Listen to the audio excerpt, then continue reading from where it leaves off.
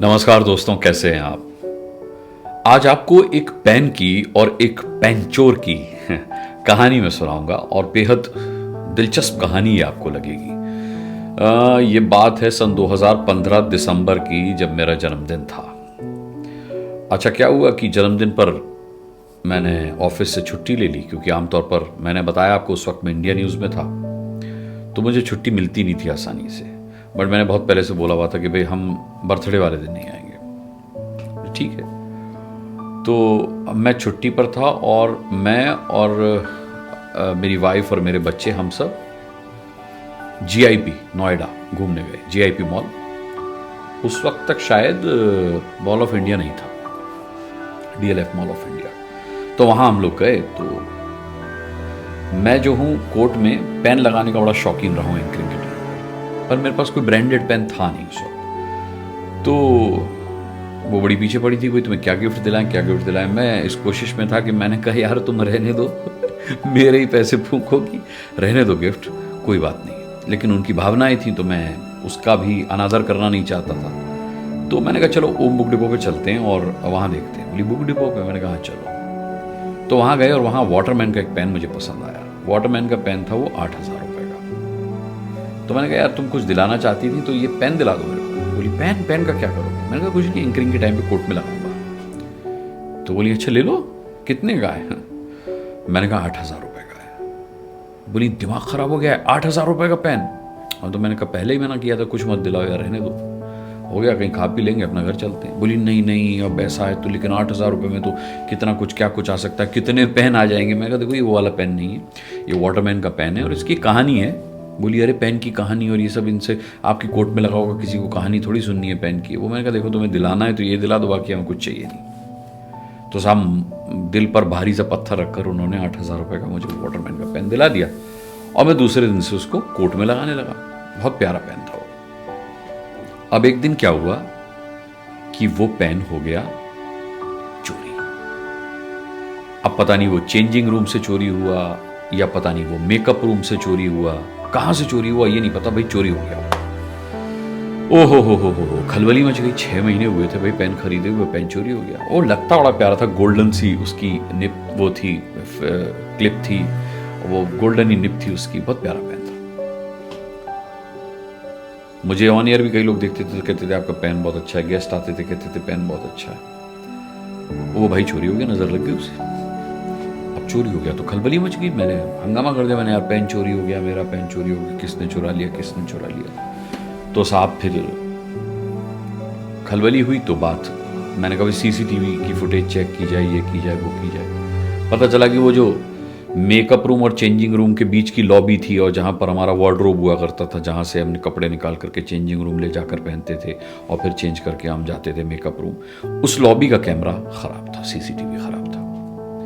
तो वही बुलाया गया, जो भी डिपार्टमेंट था उसने कहा सर इस लॉबी का तो सीसीटीवी खराब है, तो इसमें तो कुछ पता चल नहीं पाया, बाकी सर क्या बोले अब आपसे, सर सॉरी।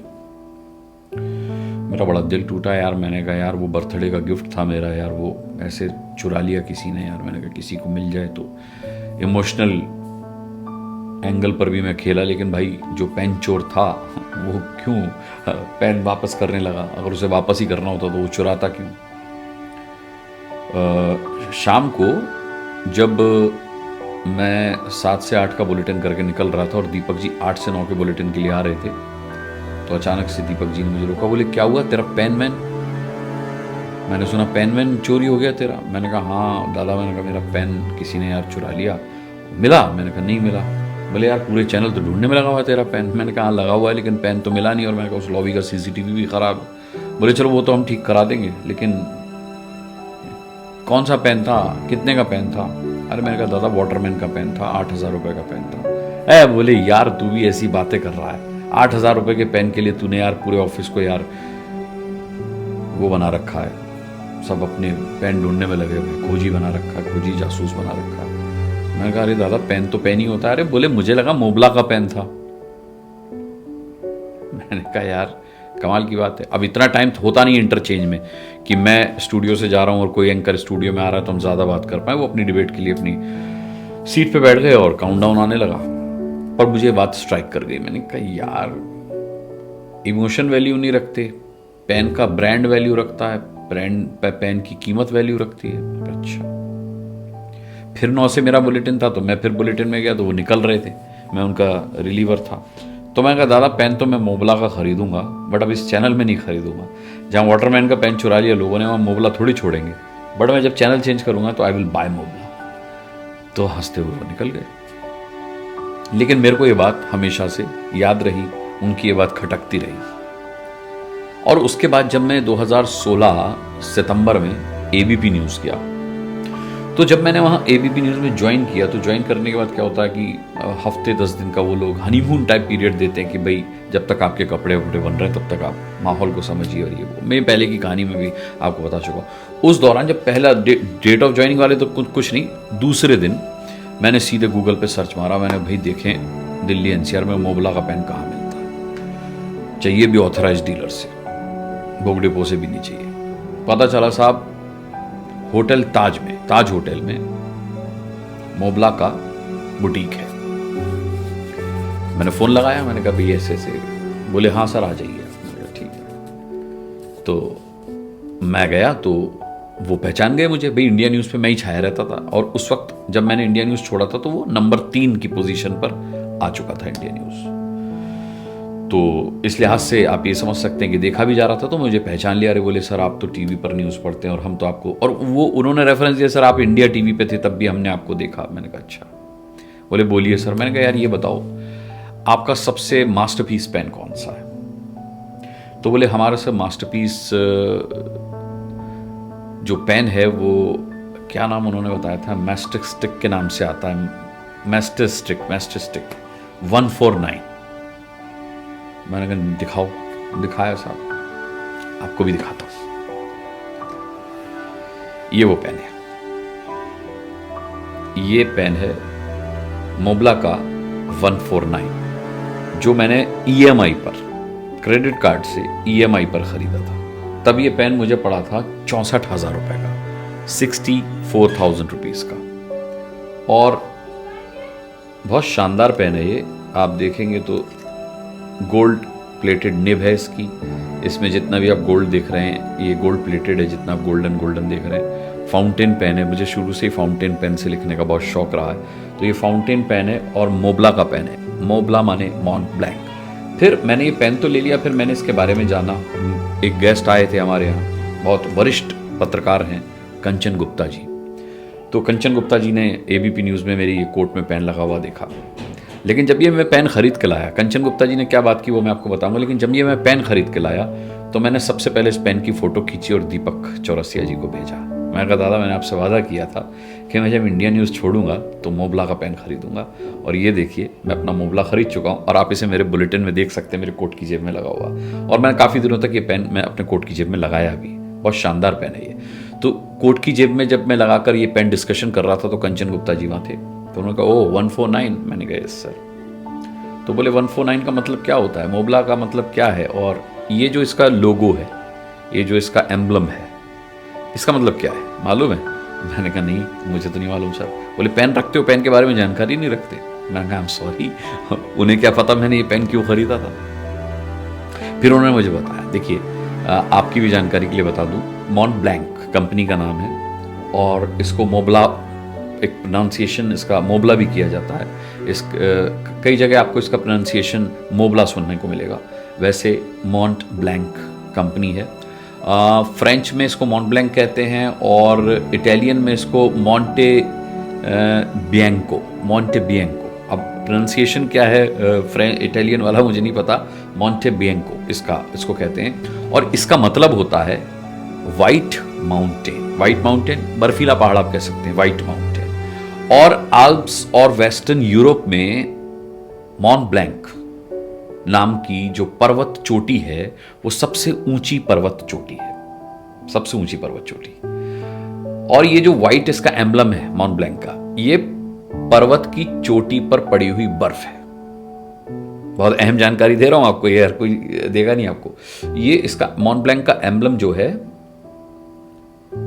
ये देखेंगे आप अगर ध्यान से, तो ये एक माउंटेन पीक है और माउंटेन पीक के ऊपर पड़ी हुई बर्फ है ये मॉन्ट ब्लैंक, मोबला। तो इसका मतलब ये है, इसके एम्बलम का मतलब पर्वत चोटी पर पड़ी हुई बर्फ, और मोबला जो है वो अल्प्स और वेस्टर्न यूरोप का जो माउंटेन रेंज है उसमें सबसे हाईएस्ट माउंटेन का नाम जो है वो मोबला है। अब आते हैं 149 पर। तो 149 के बारे में भी उन्होंने बताया था कुछ, लेकिन मैंने बाद में रिसर्च किया, उन्होंने इसकी हाइट बताई, उन्होंने कहा था उस माउंटेन की हाइट 149 है, बट वो मैं टैली नहीं कर पाया, वो मैं ढूंढ नहीं पाया। मुझे जो गूगल ने बताया, जो बाकी सर्च इंजन पे मैंने इसको सर्च किया, तो ओरिजिनल कोडिंग सिस्टम है मोबला का ये 149।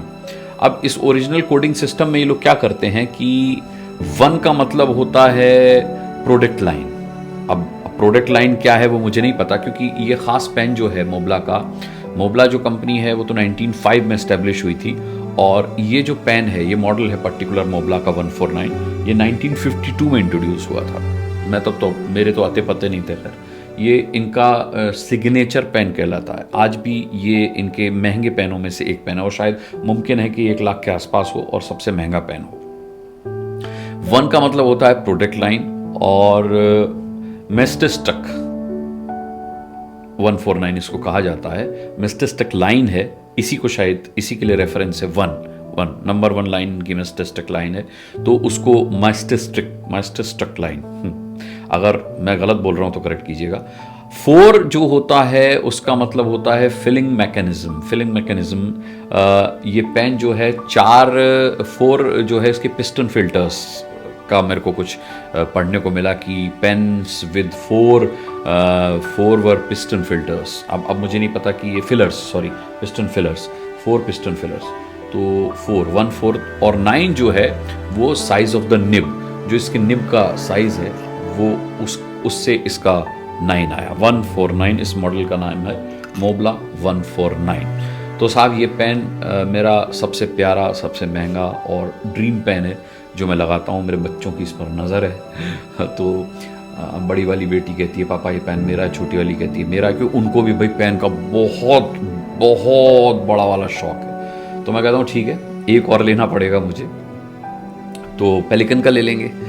पेलिकन भी एक बहुत बड़ी पेन कंपनी है और बहुत स्टेब्लिश पेन कंपनी है। इन पेनों के इतिहास है, इनके बारे में पढ़ेंगे, इनकी कहानियाँ हैं, कौन कौन इनसे लिखता था, कौन कौन से समझौतों पर दस्तखत हुए इन पेनों से, कहाँ के प्रेसिडेंट ने इस पेन को यूज़ किया, वो क्या लिखते थे। बहुत दिलचस्प कहानियाँ हैं। सुनाने बैठूंगा तो शाम हो जाएगी, रात हो जाएगी। तो पेलिकन का तो मैंने अपनी बेटियों से कहा मैं अगला पेन पेलिकन का लूँगा, तो फिर ये आद्या ले लेगी और पेलिकन वाला अनाया ले लेगी।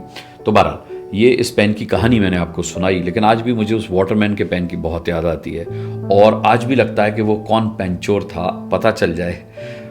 पेन उससे वापस नहीं चाहिए, बट उससे ये कहूँगा कि यार पेन जो होता है ना, सिर्फ पेन नहीं होता, राइटिंग इंस्ट्रूमेंट नहीं होता। ये मैं क्या बताऊँ, मैं अपनी फीलिंग्स भी आपके साथ शेयर नहीं कर सकता कि पेन मेरे लिए क्या है। मैं बहुत सारे पेन रखता हूँ, मेरे पास क्रॉस के पेन्स भी हैं। पेन्स का मेरे को शौक है और वही मेरे बच्चों में भी ट्रांसफ़र हुआ है, लेकिन ये मेरा सबसे प्यारा पेन है। मैं चित्रगुप्त पूजा वाले दिन इसकी पूजा भी करता हूँ। हम कायस्तों में कलम दवात की पूजा होती है, तो मैं इस पर जब तिलक लगाता हूँ वो भी बड़े डरते डरते लगाता हूँ, क्योंकि ये ना बहुत प्रीशियस रिजन से बना हुआ इसकी बॉडी है, इसका जो प्लास्टिक है बहुत प्रीशियस रिजन है। तो अगर आप इस पर रोली चंदन चावल लगाएंगे तो हो सकता है कि इसकी शाइन चली जाए। तो मैं बस इसको ना दूर से दिखा देता हूँ, कहता हूँ भगवान माफ़ करो ये दूर से। तो ये मेरा सबसे प्यारा पेन है। तो ये थी दोस्तों इस पेन और पेनचोर की कहानी। आप इस चैनल को ऐसी ही कहानियाँ सुनने के लिए सब्सक्राइब कीजिए, वीडियो को लाइक कीजिए, बेल आइकन प्रेस कीजिए। अपना बहुत बहुत ख्याल रखिएगा। हम बहुत जल्द एक नई कहानी लेकर फिर मिल बैठेंगे। तब तक के लिए इजाजत दीजिए। इस पेन को करीने के साथ पेन स्टैंड पर रखकर आपसे इजाजत लेता हूं। नमस्कार।